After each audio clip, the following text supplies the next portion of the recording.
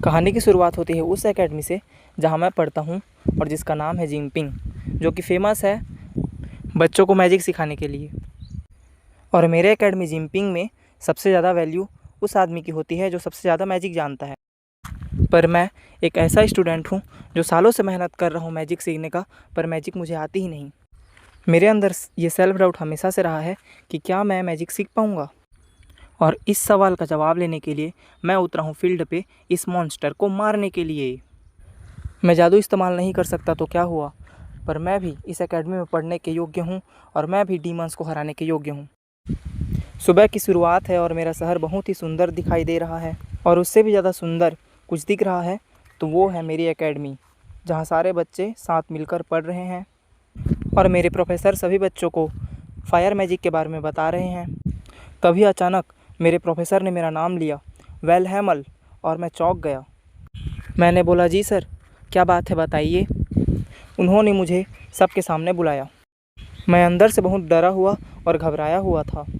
सभी लोग मुझे देख रहे थे। सामने आग जलाने की वस्तु पड़ी थी और सर मेरे साथ खड़े थे।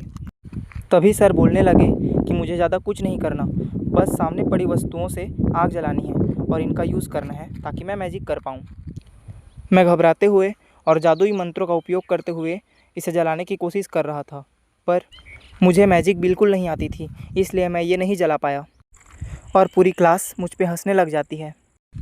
मैं पूरी तरह उदास हो गया। सर ने सभी को चुप हो जाने के लिए कहा, पर वो भी पूरी तरह फ्रस्ट्रेट हो चुके थे और उन्होंने भी मुझे सुनाना शुरू ही कर दिया था।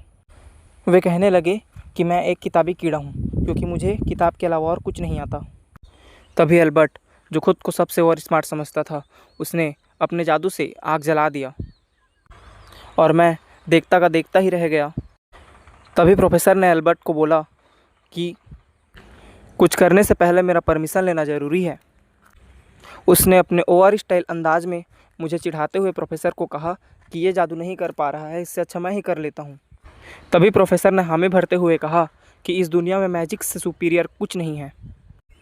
पूरी क्लास को प्रोफेसर बता रहे थे कि कैसे वो मैजिक सीख सकते हैं और कैसे उस पावर का इस्तेमाल करके इस दुनिया में सबसे ताकतवर बन सकते हैं। और वो ताना कसते हुए मुझे कहे और मेरी तरफ देखते हुए उन्होंने बोला कि अगर किसी में किताबी ज्ञान हो लेकिन थोड़ा मोड़ा भी मैजिक करना नहीं आए तो उसकी कोई इज्जत नहीं। और उन्होंने कहा कि जो अपने हद से ज़्यादा बड़े सपने देखते हैं उनका इस एकेडमी में कोई जगह नहीं है। एकेडमी में दोपहर होने को आई है। एकेडमी का माहौल थोड़ा ठंडा होने लगा है और जैसे ही मैंने चैन की सांस लेने की कोशिश की, तभी वहाँ एल्बर्ट और उसके दोस्त मुझे चिढ़ाने के लिए आ जाते हैं और मुझे चिढ़ाने लगते हैं। एकेडमी में अपर लेवल प्रमोशन के लिए क्रेडिट की ज़रूरत होती है, उसी के नाम पे वो मुझे चिढ़ा रहा था। तभी मेरी फ्रेंड लुइसा वहाँ आई। एल्बर्ट लुइसा से कहता है कि तुम्हारे जैसी टैलेंटेड और होशियार लड़की इस लूज़र का साथ क्यों देती है। तभी लुइसा मेरा सपोर्ट करते हुए बोली कि मैं एल्बर्ट से एक अच्छा इंसान हूँ और उससे ज़्यादा मेहनती भी हूँ। तभी एल्बर्ट लुइसा की तरफ हंसते हुए बोला कि कोई मेहनती और ईमानदार होने से मैजिक नहीं सीख जाता है। एल्बर्ट ने मुझे चिढ़ाते हुए कहा कि मैं कभी मागिया वेंडर नहीं बन पाऊँगा। उसने मुझे बोला कि मैं एक बिना टैलेंट वाला इंसान हूँ और मुझे इस एकेडमी को छोड़कर चले जाना चाहिए। लुइसा एल्बर्ट पर चिढ़ते हुए बोली कि मुझे उनकी बातों पर ध्यान नहीं देना चाहिए और कहा कि पूरी क्लास के सामने मेरा मजाक बनाकर प्रोफेसर ने भी बहुत गलत किया। मैंने शांत आवाज़ से लुइसा को कहा कि वो लोग ठीक ही तो कह रहे हैं, मुझे मैजिक नहीं आती है तो मुझे ये सब सुनने की आदत डाल लेनी चाहिए, और कोई सुंदर लड़की मेरे लिए परेशान हो रही है तो मैं खुद को लकी समझूंगा। मेरी ऐसी बात सुन के लुइसा शॉक हो गई और वो पूछने लगी कि क्या मैं हर लड़की से ऐसे ही बात करता हूँ। मैंने हिचकिचाते हुए कहा कि मुझे बचपन से ही लड़की लोगों की तारीफ़ करने की आदत है, पर उन सबसे ज़्यादा सुंदर तुम हो लुइसा। उसको मेरी बात इतनी अजीब लगी कि वो घबरा गई। उसको अपने फैमिली बैकग्राउंड की याद आ गई और उसने मन ही मन बोला कि मुझे अपनी डिग्निटी बनाए रखनी चाहिए। तभी उसने मेरी तरफ देखा और मुझसे पूछा, कोई परेशानी है। मैंने बोला नहीं, और मैं उसे आसमान की ओर दिखाया और कहा कि देखो आज ये कितना सुंदर लग रहा है। उसने भी रिस्पॉन्स दिया कि हाँ, ये काफ़ी सुंदर है। अब मैं तुम्हें समझाता हूँ मागिया वेंडर का रहस्य। ये वो मैजिशियन होते हैं जो स्काई को अपने जादू से संभाल कर रखते हैं, यानी उठाए रखते हैं। और मैं और इस एकेडमी में पढ़ने वाले सभी स्टूडेंट यही चाहते हैं कि वो एक दिन मागिया वेंडर बने। पुराने समय के लोगों को जब स्काई के बारे में कुछ नहीं पता था, तब एक जुजुत्सु नामक डीमन इस दुनिया पे राज किया करता था और स्काई को अपने कब्जे में रखा करता था। तभी सबसे सुपीरियर 5 जादूगरों ने मिलकर उस डीमन को हराया और तभी से वे कहलाने लगे द ग्रेट मागिया वेंडर्स। और उन्हीं 5 जादूगरों के कारण हमारे दुनिया में आज शांति है और लोग शांति से जी रहे हैं। हर मैजिशियन का ये सपना होता है कि अपनी ज़िंदगी में सिर्फ एक बार, केवल एक बार वो मागिया वेंडर बन सके। तभी लुइसा ने आसमान की ओर देखते हुए मुझसे पूछा कि क्या आज भी स्नो क्वीन हमको देख रही होंगी। तब मैंने उसे जवाब दिया कि हाँ, खिड़की के किनारे बैठकर वो आज भी हमको देख रही होंगी। तभी मैं अपने बचपन की यादों में खो जाता हूँ, जहाँ मैं और मेरी साथ में खेला करते थे और हम दोनों का बस एक ही सपना था कि हमको बड़ा होकर एक मागिया वेंडर बनना है। हमें बचपन से ही मागिया वेंडर्स की बहुत अनोखी अनोखी कहानियाँ सुनाई जाती थी, जिसके कारण हमारा इंटरेस्ट इस पे बन गया था। और हमारी एक बहुत बड़ी विश थी कि हमको डूबता सूरज देखना था, जिसके लिए हमें आसमान के उस पार जाना होगा और वहाँ जाने का सिर्फ एक ही रास्ता है, वो बड़ा सा टावर, जिसे सिर्फ एक मागिया वेंडर ही पार कर सकता था। मैंने अपनी फ्रेंड से वादा किया था कि हम वहाँ एक साथ जाके डूबता हुआ सूरज ज़रूर देखेंगे। तभी हमने बचपन की मासूमियत में एक वादा कर लिया और वो वादा मेरे ज़िंदगी जीने की सबसे बड़ी वजह बन गई। मेरी फ्रेंड ने तो बहुत ही कम उम्र में मागिया वेंडर का टाइटल हासिल करके आसमान के उस पार चल दिया, और जहाँ तक मेरी बात है, टैलेंट ना होने के कारण मैं अभी सबसे पीछे हूँ। पर मैं उस वादे को नहीं तोड़ना चाहता जो मैंने उस दिन किया था, और उस वादे को पूरा करने के लिए मैं किसी भी हद तक गया। मैं बिना किसी को बताए 6th फ्लोर पर पहुंच गया था, पर प्रोफेसर ने मुझे देख लिया और प्रोफेसर ने मुझसे डांटते हुए कहा कि मैं यहाँ क्या कर रहा हूँ। मुझे पता होना चाहिए कि इस एकेडमी के कुछ रूल्स हैं और कुछ रेगुलेशंस हैं। मैं गिड़गिड़ाते हुए उनसे माफ़ी मांगा और मैं उनसे रिक्वेस्ट करने लगा कि मेरी इस डेयरिंग के लिए मुझे कुछ क्रेडिट मिलने चाहिए, क्योंकि 6th फ्लोर तक चढ़ते हुए मैंने एक ईवल को मार दिया था। उसके कारण प्रोफेसर ने मुझे 2 क्रेडिट देने के लिए हाँ कह दी। थोड़ी देर चुप रहने के बाद मेरे लाइब्रेरी प्रोफेसर ने मुझसे पूछा कि क्या मैं आज मागिया वेंडर बनने के सपने देखता हूँ। तब मैंने कहा, क्या मुझे कोशिश नहीं करनी चाहिए। कुछ समय तक सोचने के बाद उन्होंने कहा कि मुझे मागिया वेंडर बनने के लिए अपने क्रेडिट सुधारने होंगे, अपने क्रेडिट्स बनाने होंगे और एकेडमिक में अच्छा परफॉर्मेंस करना होगा। उसके लिए मुझे प्रैक्टिकल और राइटिंग दोनों में मास्टरी करनी पड़ेगी। मेरे लिए बिना जादू के केवल राइटिंग और प्रैक्टिकल के ज़रिए क्रेडिट हासिल करना इम्पॉसिबल सा था। रिसेंट में हुए एग्ज़ाम्स में मुझे मैजिक परफॉर्म ना कर पाने के कारण कोई भी क्रेडिट नहीं मिले थे। अभी प्रोफेसर ने मुझे याद दिलाया कि मेरे इस हफ्ते के 4 क्रेडिट कमाने अभी भी बचे हुए हैं। ये सुनकर मैं पूरे पैनिक में आ गया, क्योंकि इस हफ्ते में सिर्फ 2 दिन ही बचे थे। मैंने अपनी बुक्स उठाई और ढूंढने लगा कि 4 क्रेडिट वाला मॉन्स्टर मुझे कहाँ मिलेगा, ताकि मैं उसे मार कर 4 क्रेडिट हासिल कर सकूँ। तभी सर ने मुझे 7वीं मंजिल पर रहने वाले एक मॉन्स्टर के बारे में बताया, जिसे मैं मार 4 क्रेडिट हासिल कर सकता हूँ। मैं प्रोफेसर के गले लग गया और उनको थैंक यू बोला। और जब ये बात एल्बर्ट को पता चली, वो मेरा क्रेडिट चुराने के लिए खुद उस मॉन्स्टर को मारने जाने लगा। रात के समय मैं उस मॉन्स्टर को मारने के लिए निकल पड़ा और मैं अंदर ही अंदर खुश था कि आज मुझे 4 क्रेडिट्स भी मिल जाएंगे। और मुझे थोड़ा कॉन्फिडेंस भी था, क्योंकि मैंने पहले भी कुछ मॉन्स्टर मारे हुए थे। मैंने उससे लड़ने के लिए एक स्ट्रेटजी बनाई कि मैं उसके फ्लेम से बच के रहूँगा। एल्बर्ट भी उसी वक्त अपने कुछ चमचों के साथ उस मॉन्स्टर को मारने जा ही रहा था। उनका ये प्लान था कि वो मुझसे पहले उस मॉन्स्टर को ढूंढकर उसे मार देंगे, और इस तरह मैं कुछ भी क्रेडिट नहीं कमा पाऊँगा और मुझे एकेडमी से निकाल दिया जाएगा। तभी उस मॉन्स्टर की होती है ग्रैंड एंट्री। मॉन्स्टर को देखकर एल्बर्ट की फटके 4 हो जाती है। मुझे उसके चिल्लाने की आवाज़ सुनाई देती है। तभी मैं दौड़ते हुए इसके पास जाता हूँ। वहाँ पहुँचकर जब मैं चुपके से देख रहा होता हूँ, तो एल्बर्ट अपनी शक्तियों का पूरा इस्तेमाल कर रहा होता है, पर मॉन्स्टर पर उसकी किसी भी शक्तियों का कोई असर नहीं होता। मॉन्स्टर को करीब से देखकर मैं भी बहुत घबरा जाता हूँ, क्योंकि ये वो मॉन्स्टर नहीं है। ये 10 क्रेडिट वाला खूंखार और सबसे शक्तिशाली मॉन्स्टर है। एल्बर्ट की सारी शक्तियाँ उस 10 क्रेडिट वाले मॉन्स्टर के सामने फेल थी। वो लगातार अपने मैजिक का यूज़ किए जा रहा था, पर उसके सामने सब फेल था। मैं ये सब अपनी आंखों से देख रहा था कि कैसे वो मॉन्स्टर आगे बढ़ा जा रहा है और उसके ऊपर एल्बर्ट की कोई भी शक्तियाँ काम नहीं कर रही हैं। इंसानियत के नाते मैंने उसकी मदद करने की सोची। फिर मुझे वो सब फ्लैशबैक हुआ जो वो मेरे साथ किया करता था।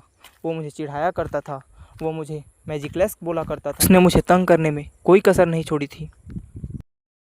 तभी मुझे लुइसा की बात याद आई, जिसने मुझसे कहा था कि मैं एक दयालु इंसान हूँ और मैं समय आने पर हर किसी की रक्षा कर सकता हूँ। उस चीज़ को याद कर मुझ में एक ऐसी ताकत आई कि मैं उस राक्षस से लड़ने चला गया। मैं अपने तलवार से उस मॉन्स्टर को रोका हुआ था। उसी वक्त मेरे क्लास वाले प्रोफेसर मेरे लाइब्रेरी वाले प्रोफेसर के पास पहुँचे और उन्होंने एडवर्ड और उनके दोस्तों के कारनामों के बारे में बताया कि वो कैसे बिना पूछे 6th फ्लोर पर चले गए। तभी मेरे लाइब्रेरी वाले प्रोफेसर वहाँ का मामला जांचने के लिए अपने जादुई बॉल से वहाँ की कंडीशन देखने लगे। उन्होंने अपने मैजिकल बॉल से देखा कि मैं कैसे उस राक्षस का सामना कर रहा था और उस राक्षस को हरा रहा था। भले ही मुझे मैजिक नहीं आती थी, लेकिन मेरी स्पीड इतनी थी कि मैंने उसके सारे वारों से बचते हुए उसके सिर पर हमला कर उसे मार दिया। एल्बर्ट तो शौक में पड़ गया था कि ये सब क्या हो रहा है। मैजिकल बॉल से देख रहे मेरे क्लासरूम वाले प्रोफेसर ने कहा कि नामुमकिन, ऐसा बिल्कुल नहीं हो सकता, हैमल को तो कोई जादू भी नहीं आती। तब मेरे लाइब्रेरी वाले प्रोफेसर ने मेरी तारीफ़ करते हुए बोला कि मेरे पास अनरियल ह्यूमन पावर है। भले ही मेरे पास जादू नहीं है, पर मेरी स्पीड और स्ट्रेंथ इतनी कमाल की है कि मैं किसी को भी हरा सकता हूँ। मेरे क्लासरूम वाले प्रोफेसर को ये सब यकीन ही नहीं हो रहा था, क्योंकि मैं तो कोई भी जादू नहीं कर पाता था। डाइजेस्ट करना बहुत मुश्किल था कि मैं कैसे एक मॉन्स्टर को मार सकता हूँ, वो भी 10 क्रेडिट का।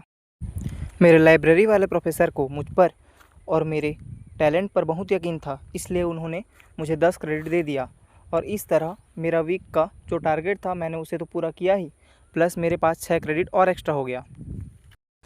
मेरे लाइब्रेरी वाले प्रोफेसर मुझे मिसेस रीना के पास लेके जाते हैं। मिसेस रीना जो मेरी हेड मास्टर है, वो मेरी तरफ देखती है और मुझे एक तलवार देती है और उस तलवार के मीडियम से मुझे जादू करने को कहती है।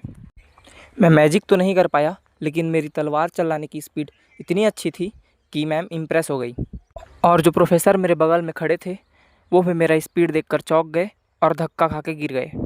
एकेडमी की हेडमास्टर मिसेस रीना मुझसे खुश हुई और उन्होंने कहा कि भले ही इसे मैजिक नहीं आती है, पर इसके अंदर बहुत टैलेंट है और अभी इसे एकेडमी में ही कंटिन्यू करने दो। मेरे प्रोफेसर मिसेस रीना से पूछते हैं, इसे तो थोड़ा मोड़ा भी जादू नहीं आता। तभी मिसेस रीना उन्हें जवाब देते हुए कहती हैं कि एक दिन इसका तलवार ही इसके लिए मैजिकल स्टिक बन जाएगा।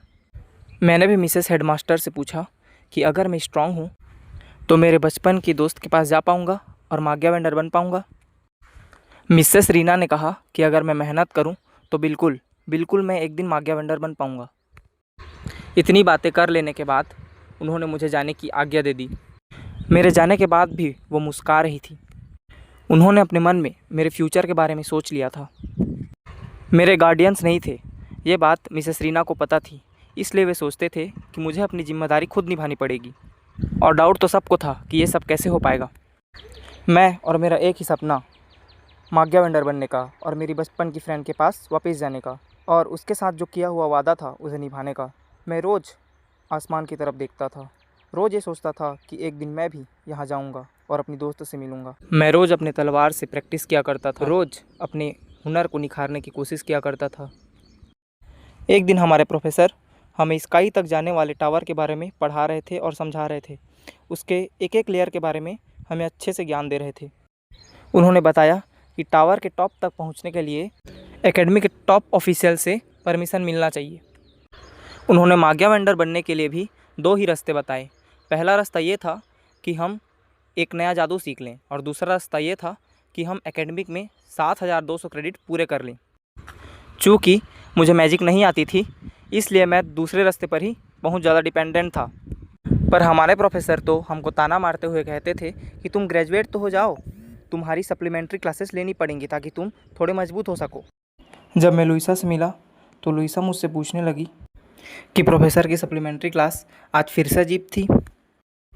तब मैंने उससे कहा, जैसी भी थी ठीक थी, दूसरे प्रोफेसर्स तो हमारे बारे में सोचते ही नहीं थे।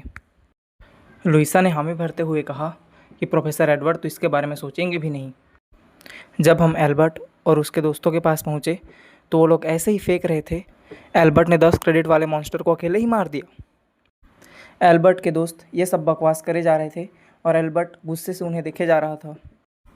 एल्बर्ट के चेहरे पर मेरे द्वारा उससे बचाए जाने का फ्रस्ट्रेशन साफ दिखाई दे रहा था। जब हम उसके पास से गुजर रहे थे तो फ्रस्ट्रेशन में सामने आया और मुझे पकड़ लिया और वो गुस्से के मारे बोलने लगा कि मुझ में कोई टैलेंट नहीं है। तभी लुइसा भागते हुए आई और एल्बर्ट को रोका और कहा कि क्या ये मजाक चल रहा है, तुम इसे क्यों ऐसे पकड़े हुए हो। लुइसा की बात सुनकर एल्बर्ट और फ्रस्ट्रेट हो गया। गुस्से के मारे चिढ़कर वो हमारे पास से चला गया। तभी लुइसा मुझसे पूछने लगी कि क्या हमारे बीच कुछ हुआ था क्या। प्रोफेसर एडवर्ड, जो हमें बिल्कुल पसंद नहीं करते थे, वो हेडमास्टर के पास गए और उनसे बोलने लगे कि हम जैसे लोगों को एकेडमी से निकाल देना चाहिए। हेडमास्टर ने जवाब दिया कि मेरे फाइनल ईयर में आ जाने के बाद वो मुझे ऐसे नहीं निकाल सकती। प्रोफेसर एडवर्ड गुस्से में बोलने लगे कि हम एक ऐसे स्टूडेंट को अपने एकेडमी में क्यों रखें जिसे जादू करना नहीं आता और जो वॉरियर है। हेडमास्टर ने मेरे एकेडमिक परफॉर्मेंस की फ़ाइल निकाली और देखने लगी तो मुझे राइटिंग में बहुत अच्छे मार्क्स मिले थे और प्रैक्टिकल में भी बहुत अच्छे मार्क्स मिले थे। उन्होंने प्रोफेसर एडवर्ड से कहा कि खाली मैजिक न जान पाने के कारण उसे निकाल देना बहुत गलत होगा और उन्होंने कहा कि वो अगर माग्या वेंडर के प्रोफेशन को भूल जाए तो उसके लिए काफ़ी रास्ते खुले हैं। तभी प्रोफेसर एडवर्ड ये बोलने लगे कि आप जिस लड़के की बात कर रही हैं वो सिर्फ यहाँ माग्या वेंडर बनने आया है। उनकी ये बात सुन के मिसेस रीना ने उनसे कहा कि अगर ऐसी बात है तो तुम उसका एक टेस्ट ले सकते हो और अगर वो तुम्हारे टेस्ट में फ़ेल हो जाता है तो उसे इस एकेडमी में रखने और ना रखने का फ़ैसला मैं तुम पर छोड़ दूँगी। उन्होंने एक तीखी स्माइल दी और वो वहाँ से चले गए। पर मिसेस रीना को ये पूरा विश्वास था कि मैं उनके टेस्ट में ज़रूर पास होऊंगा। प्रोफेसर के दिमाग में मेरे खिलाफ एक बहुत गहरी साजिश चल रही थी। मुझे मैजिक नहीं आती थी, इसलिए मैं अपने हर छोटे बड़े काम के लिए लुइसा की हेल्प लेता था और लुइसा बोलती थी कि उसे कोई प्रॉब्लम नहीं। मुझे कैंपस में तलवार लाने की परमिशन नहीं दी गई थी। मैं यही बात लुइसा से बता रहा था। हम दोनों साथ लाइब्रेरी में पढ़ रहे थे और मैं कुछ लिख रहा था। तभी लुइसा मेरी तरफ देखती है। वो मुझे देख के कहती थी कि मैं राइटिंग में उससे कई गुना ज़्यादा अच्छा हूँ और मैं उसे कहता था कि तुम मैजिक में। मैं उससे बोला कि अगर मैं एक भी क्रेडिट से हार जाता हूँ तो मैं माग्या वेंडर नहीं बन पाऊँगा और अपने बचपन की दोस्त से नहीं मिल पाऊँगा। मैं उसे कहने लगा कि अगर मैं कड़ी मेहनत करूँ तो मैं बिना मैजिक के भी माग्या वेंडर बन पाऊँगा और मैं अपना बेस्ट देना चाहता हूँ। तभी लुइसा ने मेरे सर पे एक सफ़ेद बाल देख लिया। मैं चौंक गया। उसने मुझसे पूछा कि क्या वो मेरा सफ़ेद बाल निकाल सकती है। मैंने मना कर दिया। मैंने बोला कि नहीं, उसे ऐसे ही रहने दो। उससे रहा नहीं जा रहा था। तभी प्रोफेसर एडवर्ड वहाँ पहुँचे। उन्होंने मेरी तरफ देखा और मुझसे कहने लगे कि मैं उनसे इस स्पेल हॉल में मिलूं, वो भी अकेले। अब वो और मैं बस दो लोग ही उस हॉल में खड़े थे। वो मुझसे कहने लगे कि मुझे जादू करना नहीं आता, इसलिए वो मुझे एक सप्लीमेंट्री लेसन दे रहे हैं। उस वक्त तक मुझे नहीं पता था कि ये उनकी मेरे खिलाफ साजिश है। उन्होंने बोला कि उन्हें देखना है कि मैं किसी काबिल हूँ या नहीं। ऐसा कहते ही वो एक जादू से मेरे पैर पर वार किए। उन्होंने बोला कि मुझे सिर्फ एक बार उनके खिलाफ मैजिक परफॉर्म करना है और मैं अगर ऐसा नहीं कर पाया तो ये ठीक नहीं होगा और मेरे पास पीछे हटने का भी कोई रास्ता नहीं था और अगर मैं ऐसा कर लेता हूँ तो वो मुझे 5 क्रेडिट अभी देंगे, लेकिन मैं अगर ऐसा नहीं कर पाता हूँ तो मुझे इस एकेडमी से निकाल दिया जाएगा। मैं ये सुनकर शौक हो गया और वो अपने जादू का जाल मुझ पर बुनने लगे। वो कंटिन्यूसली मुझ पे जादू किए जा रहे थे। अपनी पैनी आंखों से मुझे देखते हुए उन्होंने बोला कि उन्होंने मुझे लड़ने की वजह दे दी है। मैं उनके जादू के जाल में फंसता ही जा रहा था और तभी मेरे लाइब्रेरी वाले प्रोफेसर मिसेस हेडमास्टर रीना के पास पहुँचे। उन्होंने एक मैजिकल सर्कल बनाया जिसके थ्रू वो हमारी फाइट देख पा रहे थे। मेरे लाइब्रेरी वाले प्रोफेसर शॉक हो गए और उसी वक्त मेरे लिए चिंता भी करने लगे। मिसेस रीना उन्हें एक्सप्लेन करने लगे कि हमारी फ़ाइट क्यों हो रही है। वो अपने मैजिक से कंटिन्यूसली मुझ पर हमला किए जा रहे थे और मैं अपनी स्पीड से कंटिन्यूसली उनसे बचा जा रहा था और उनको डॉच दिए जा रहा था।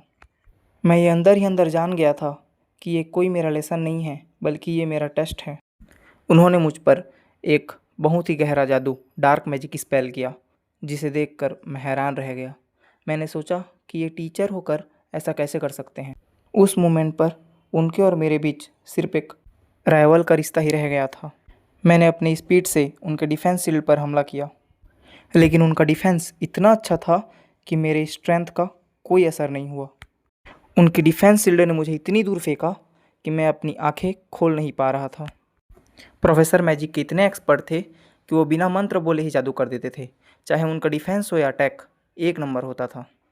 मैं तो लिटरली उनको टच भी नहीं कर पा रहा था। वो मुझे जलाने के लिए अपनी ब्लैक फ्लेम का यूज़ करने वाले थे और अपने डिफेंस के लिए अपनी परफेक्ट शील्ड का। मैंने भागने की कोशिश की, पर मेरी ये कोशिश बहुत बेकार रही। उन्होंने मुझ पर ऐसा हमला किया कि मैं गिर गया।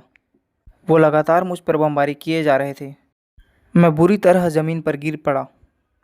इस वक्त तक मुझे अपनी तलवार की याद आ गई। मैं ये सोचने लगा कि काश मेरे पास तलवार होती, मैं कम से कम इन्हें टक्कर तो दे पाता। उसी वक्त लुइसा को मेरी चिंता होने लगी और वो सोचने लगी कि कहीं मैं कोई परेशानी में तो नहीं हूँ।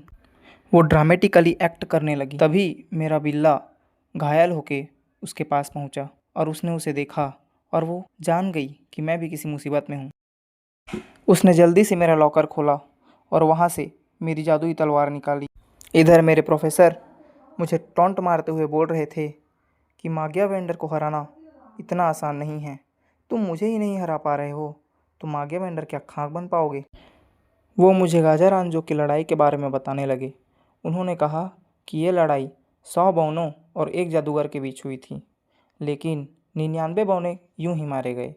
एक बौने का तो पता नहीं, पर उस एक जादूगर की एक छड़ी ने सारे लोगों को चित्त कर दिया था। वे गुस्से से बोलने लगे कि कोई भी तलवार मैजिक का मुकाबला नहीं कर सकती। तुम बेवकूफ़ हो जो एक तलवार के जरिए मागिया वेंडर बनने के सपने देख रहे हो। मैंने हिम्मत भरते हुए कहा कि अगर ऐसा है फिर भी मैं मागिया वेंडर बनना चाहता हूँ। मैंने अपने बचपन की दोस्त अल्फारिया को याद किया, उससे किया हुआ वादा को याद किया। मैं हिम्मत भर ही रहा था, तभी लुइसा तलवार लेकर मेरी ओर आ रही थी। उसने तलवार मेरी ओर फेंका, मैंने पकड़ा और अब मेरे पास मेरी ताकत, मेरा तलवार वापस आ चुकी थी। अब मैं तैयार था उस प्रोफेसर से लड़ने के लिए। उन्होंने बोला, ये जादुई छड़ी नहीं है, ये एक तलवार है बेवकूफ़ लड़के। ऐसा कहकर वो फिर से अपने मैजिक से मुझ पर वार करने लगे, पर इस बार मैं तैयार था और मेरी तलवार भी। मैं उनके हर वार को रोके जा रहा था। मेरे हाथ पैर काँप रहे थे क्योंकि ये मेरे और मागिया वेंडर बनने के बीच एक सबसे बड़ा टेस्ट था, एक सबसे बड़ा जंग था। उनसे बचने का मेरे पास सिर्फ एक ही रास्ता था कि मैं उन पर अटैक करूं। तभी मुझे याद आई उस जंग की एक और कहानी। 99 बौनों को तो उस मैजिशियन ने मार गिराया था, पर एक बौना बचा था जो कि उस मैजिशियन को मार गिराया। उस बौने की बहादुरी को याद करके मैंने भी उन पर वार किया और अब मैं उनकी डिफेंसिव शील्ड तोड़ चुका था और मेरी तलवार उनके गाल पे थी। इस वक्त तक मैंने उनको हरा दिया था और उन्हें मजबूरी में मुझे 5 क्रेडिट देना पड़ा और मैं अपने टेस्ट में 100% पास हुआ। ये एक सपने की तरह लग रहा था। मैं पूरी तरह थक चुका था। लुइसा मेरे पास आई और मेरा हाल चाल पूछने लगी। इधर मैजिकल सर्कल से देख रही मेरी हेडमास्टर भी मुझसे खुश हो गई और उन्होंने मेरे लाइब्रेरी वाले प्रोफेसर से कहा कि देखा, मुझे यकीन था इस पर, इसलिए मैंने उसे परमिशन दी थी और मुझे पता था कि ये प्रोफेसर को हराकर अपने टैलेंट को सिद्ध करेगा और इस एकेडमी में अपनी जगह को डिफाइन करेगा। मेरा सपना जो कि एक मागिया वेंडर बनना था वो अभी भी जिंदा था और अब मैं उसकी तरफ एक और कदम बढ़ा चुका था।